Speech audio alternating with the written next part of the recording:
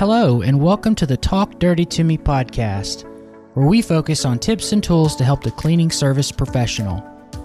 In today's episode, you'll meet Maya, co-founder of Bluegrass Cleaning Company and co-host of the Talk Dirty to Me podcast.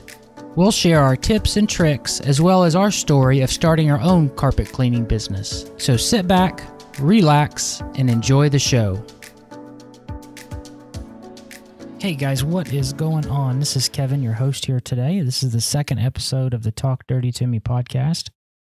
And in today's episode, I have a very special guest, the wife of mine for 17 years now, Mrs. Maya Ivers. Maya, can you say hi to the listeners? Hi, guys. Like he said, my name is Maya. I am the wife of Kevin and mother of our 4 kids and the co-founder of Bluegrass Cleaning Company. And for today, she's going to be my co-host as well. So we're going to get the perspective of the wife of the family. If you're considering starting your own carpet cleaning business, we're going to go over that story a little here today. And that way we can get her perspective on it too. Because in all honesty, I mean, you were pretty rattled when we got started, right? Oh, absolutely. I mean, we were starting from a place where we needed money to support our 4 kids. We had just recently moved back to Lexington, Kentucky from South Carolina. I know you weren't happy in the position that you were in at the time. And I was a full-time student at the time. In addition to staying home with our 4 kids, I was working on my English degree. So we had limited time, limited resources, and we were really just going out on a limb. Yeah, so I remember the argument when you were going that we had. I remember that on the back porch, where you were telling me that you were concerned about starting your own company because it would be, too many questions and not enough statements. But I remember laying it out to you as I had a doctorate in carpet cleaning, because I had been doing carpet cleaning for another company for 8-9 years at the time. And I was like, but look, honey, I'm so well educated. If I went to school, I would have a doctorate.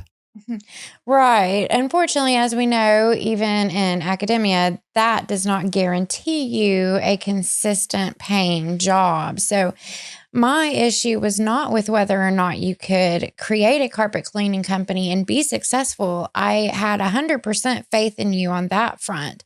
My issue at the time was we would be going into a position where we did not have a guaranteed steady paycheck on a consistent date like we would with any other job. So we had no idea if you were going to book a job in the first week or the first month. We didn't know where any income was going to be coming from and how long it would take to get there. Yeah, absolutely. So if you are considering starting your own carpet cleaning business, and here's the big deal. I know it's going to date the episode, but spring is technically right around the corner. And this is when we see a lot of new carpet cleaning companies open up, as well as, janitorial and maid services too. But the one tip I would give you starting out is whatever your plan is, say that you've written down a plan of you're going to need this much in equipment, this much in chemicals, this much in labor, whatever that plan is for your first year, take that number and multiply it by 2. And the reason I say that is there's always going to be something that comes up that was not expected, was not budgeted for, and you're going to need that capital. When we started, I feel like it's safe to say there was only a few thousand in the bank. Right. I feel like we started and we maybe had $5,000 max. And that was not only to pay our bills and our rent and our groceries, but also to buy everything we needed to get the company off the ground. Yeah, so there was a lot of used equipment that got purchased, used vehicles. I know that the first vehicle that we purchased was a 98 or 96 Dodge Ram cargo van. It was old. It was old. And I remember driving up to the very first job in that. I was excited because it was my business for the first time I was out there going to be cleaning carpet for my own name. But at the same time, I felt kind of bad because I was using an older work vehicle. Do you know what I mean? Oh, absolutely. Another thing is we wanted to have some way of advertising on the van. So we ordered one of those magnets, maybe 3 feet wide, that you can order from places that print business cards or something.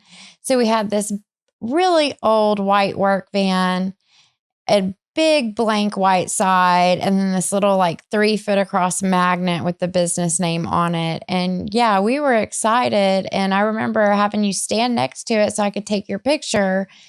But of course, we were picturing some of the national chains that just have these incredibly expensive van wraps. The whole van is covered. It looks uber professional. And we were starting out with a little magnet. Yeah, well, it goes to show you that it does not matter what you're starting out with. If it's a beat up van with a magnet on the side of it, as long as you put forth the effort and you work day in and day out to make that business a success, then it will eventually come.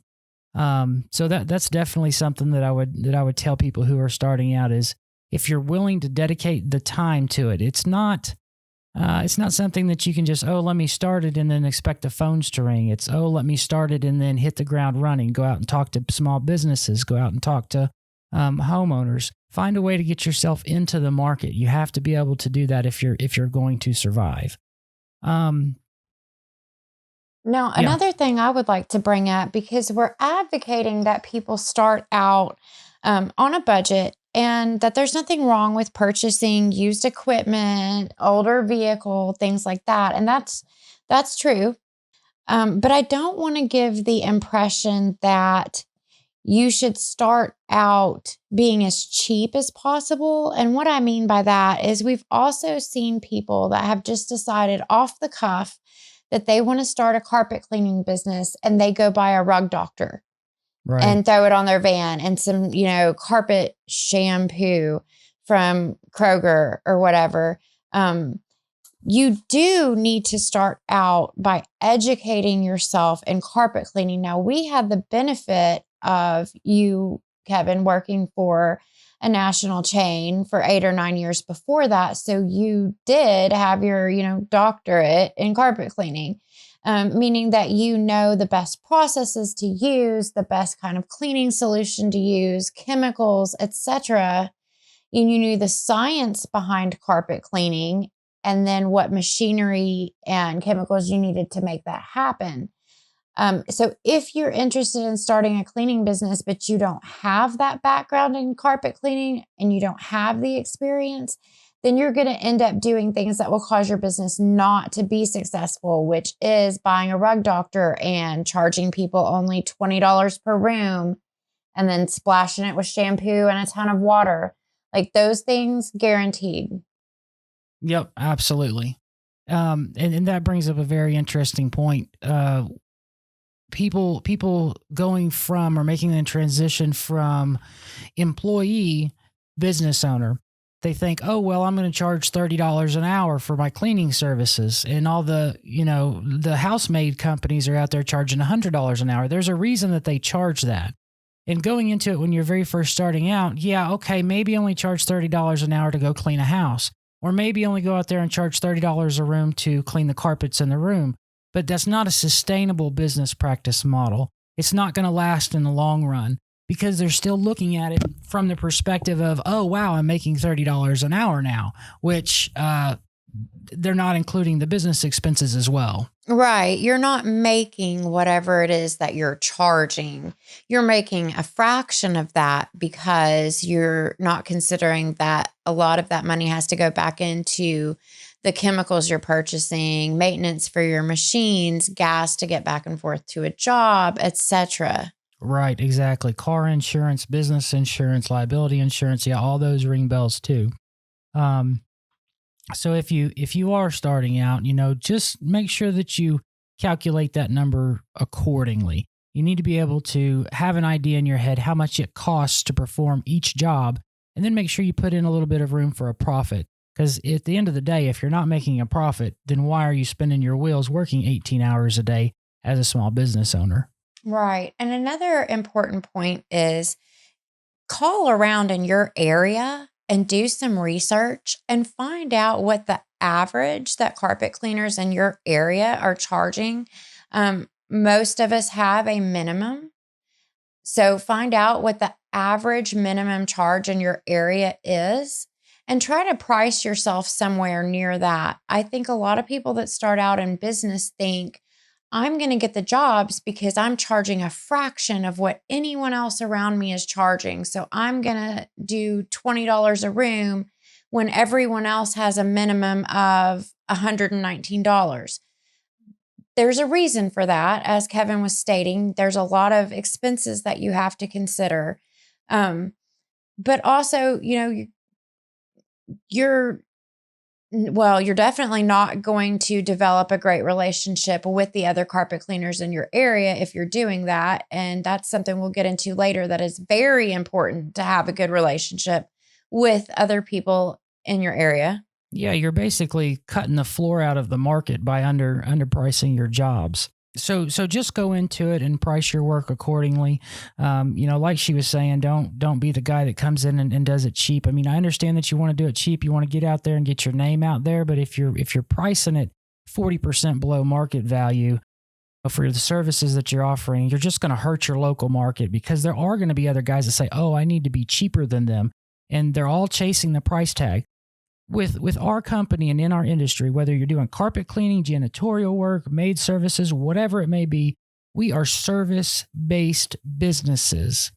So the nice thing about that is we can actually charge as much as we want. We can charge $1,000 an hour as long as we are delivering the service and we are meeting the expectations or exceeding the expectations of the customers.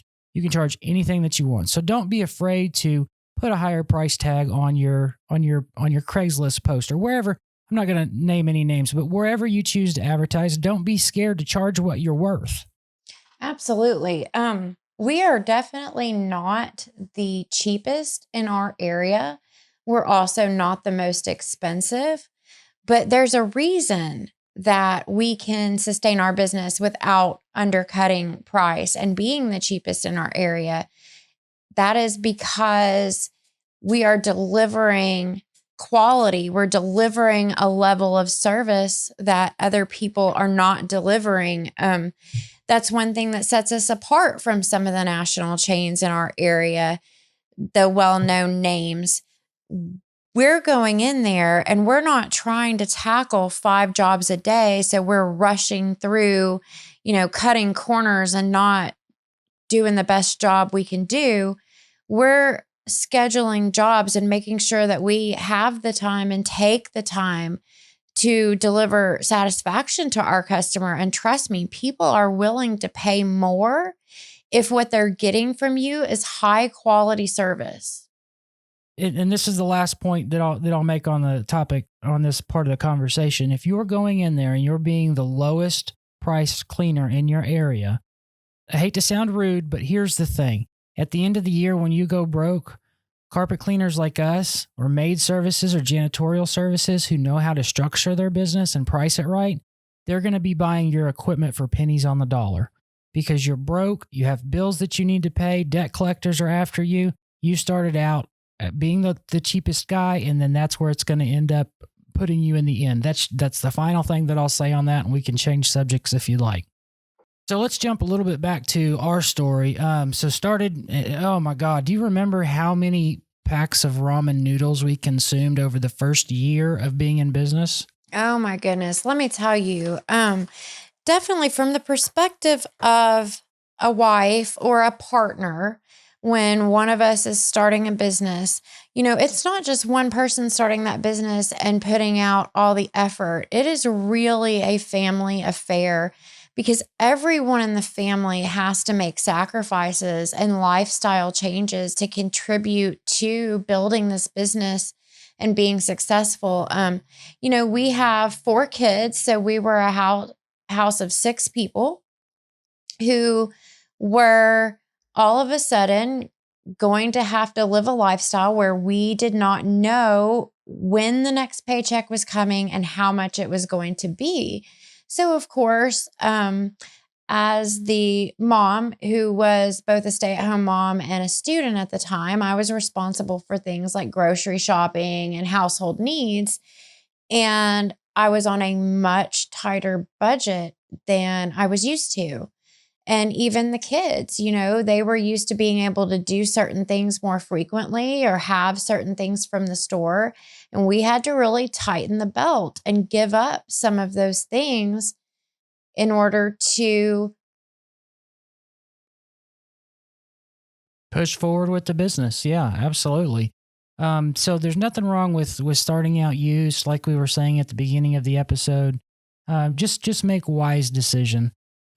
And I know when we first started out, October was the hardest month ever. I was literally spending 12 to 16 hours a day on the phones, working on our website to get that designed, making house calls, service calls, letting all the friends and family know that I was, out there and this was my new business and this is what I was going to do. So as far as your support network, make sure that you have a good support network in place, because it's going to get tough, and it's going to get really tough before you actually make it. So making sure that, your spouse or your partner is on board, making sure that your family knows what you're doing and that they are going to be supporting you is a must-have when you're starting out a new company. So can you tell us some of the biggest drawbacks for you, Maya, when we started our business? Okay, well, as I mentioned, one of the biggest drawbacks for me, and just because this is the type of person I've been, I've always wanted to have that steady paycheck where I knew exactly what I was getting and exactly when it was coming. So for me, giving up that security and that certainty was very difficult. As a parent, it's very important to me to make sure that my kids are provided for and the bills are paid. And so I just had a lot of fear about whether that was going to happen or whether I was agreeing to a situation and we were going to find ourselves, not having enough money for bills or groceries. So that was a big drawback. I would definitely recommend, obviously, it's kind of a no-brainer to try to start out with as much capital as you can, try to put back money. Another thing that Kevin brought up is the time of year in which we started our business. It was in October, and in our industry, the winter months are, our dead season. You're not getting as many jobs as you will when spring comes around. So another very important thing to do, especially when your business does start making money, do not get complacent and think that that's going to continue always, because you are going to have dead periods. So anytime you start making money, make sure that you are putting that in savings to carry you through some of the leaner months. Another thing is, it is an adjustment dealing with your partner, having to put so much time and energy into your business. It's a big difference between he goes to work at 8 a.m. and gets home at 5 p.m. It is 12, 16, 18-hour days, not just out on the truck working, but like he said, then at home on the computer, building the website, setting up advertising, researching, all of the effort that goes into getting a business off the ground. You are definitely going to see a little less of your partner. Right, absolutely. And another reason that we had to make that kind of commitment is because we weren't opening up a franchise. So there wasn't someone or a team of experts, of marketing experts, to give us, for example, the template to our business card. I mean, we had to create the template of our business card, and we had to hire the designer for that. They had to do their thing. We had to hire the printer. So that's one thing to consider. If you can't have the advantage of getting the experience like I did, then maybe a franchise is the right option for you. I mean, but first and most importantly, make sure that you're enjoying the type of work before you start that kind of business. Oh, absolutely. I can't imagine how anybody could put in the 16-hour days that are required for starting a business if the job you're doing is not something that you enjoy. It is definitely not the type of job. And I've actually heard, like, we're on some forums online of cleaners and whatnot. And I've actually seen people get on there and say, oh, well, I started a carpet cleaning business because I saw how much money you could make. And I figured, oh, easy money. How much do you need to know to clean carpets? This is going to be an easy business to do. And they didn't have any interest in cleaning carpets. It wasn't work that they particularly enjoyed. Well, let me tell you, that's what you're going to be doing all day, every day for years. So make sure it's something that you enjoy and something that you're going to continue to educate yourself about and continue learning. Otherwise, you're going to burn out really quickly. Yeah, I would say that we didn't actually start getting into the easy street, so to say, for at least a good 2 years. I mean, at least maybe even longer than that before it was actually to the point where, oh, okay, now I can take a day off.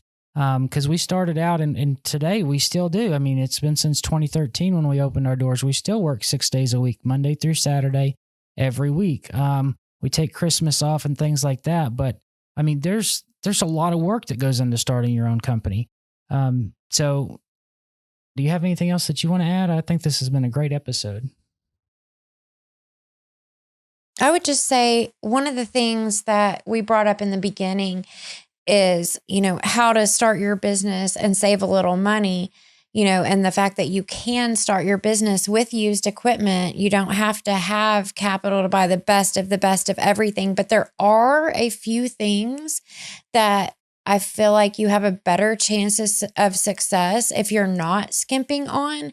So while we could buy a used machine or a used truck, one thing that was very important to us was uniform shirts. We found a company that was reasonably priced where we could order the type of polo shirts that you, Kevin, prefer to wear, that we could have our logo stitched on. And I felt like that was a really good decision for us because it instantly gives you credibility, as a professional business. Yeah, absolutely. Absolutely. So a couple tips if you're getting started, just to recap, make sure that you take whatever number it is that you've come up with that you need for your living expenses while you're getting started, multiply that by 2. Multiply that by 2, expect to work twice as hard as what you're actually planning because that's what you're going to have to do. Go out and spend a few dollars getting some nice polo shirts or some kind of uniform together so that you do build that instant credibility when you're knocking on someone's front door to go in and clean for them. One other thing that I would say not to skimp out on is your cleaning solutions. Don't buy, no offense, don't buy dollar cleaning solutions. There's a reason they're that cheap. And those are the tools that you work with. And like they say, a man's only as good as the tools. So, buy good tools, buy good cleaning solutions, have yourself a nice work shirt, a polo or whatever it may be.